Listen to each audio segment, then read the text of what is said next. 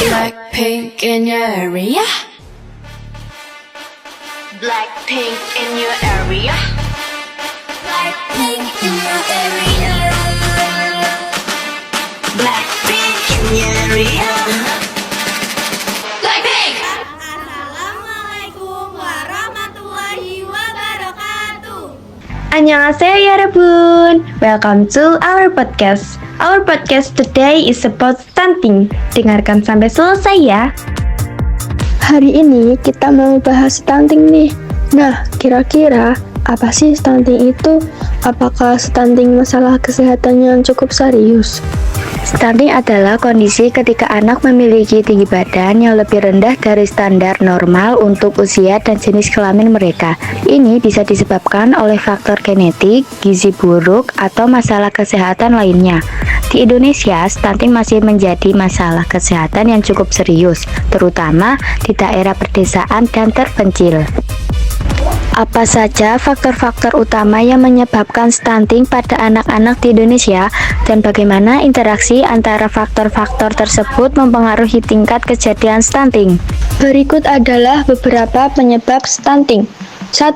Kekurangan gizi pada ibu hamil. Kekurangan asupan gizi selama kehamilan seperti zat besi dapat menghambat pertumbuhan janin dan meningkatkan risiko stunting. Sekitar 20% kasus stunting dimulai sejak bayi dalam kandungan akibat masalah ini.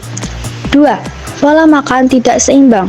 Pola makan yang tidak seimbang, kurangnya konsumsi sayuran, buah-buahan, dan protein dapat menyebabkan anak kekurangan nutrisi penting untuk pertumbuhan optimal. Faktor genetik seperti tinggi badan orang tua juga dapat berkontribusi. 3. Kurangnya perawatan pasca melahirkan. Ibu memerlukan perawatan yang memadai setelah melahirkan agar dapat memberikan ASI eksklusif yang penting bagi imunitas dan pertumbuhan anak selama 1000 hari pertama kehidupannya. Stunting kan bahaya nih. Nah, apa saja sih dampak stunting bagi tubuh kita?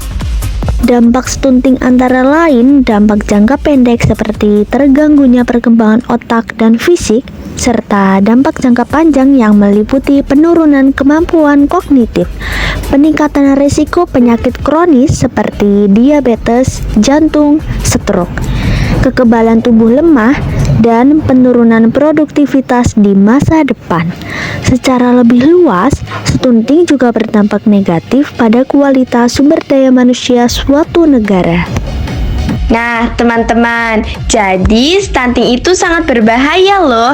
Bahkan dampaknya bisa sampai mengganggu perkembangan otak kita.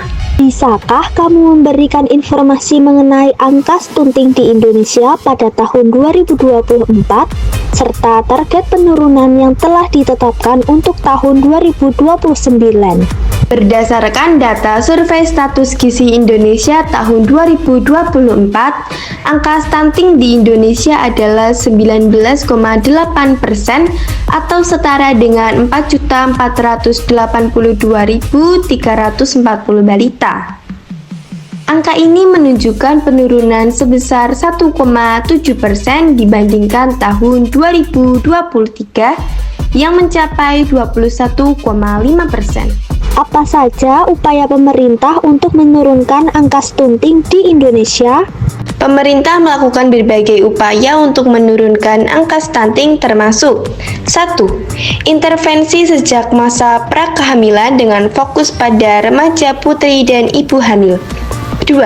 Program pemberian makanan bergizi gratis atau MBG. BTW ini lagi bahas stunting nih.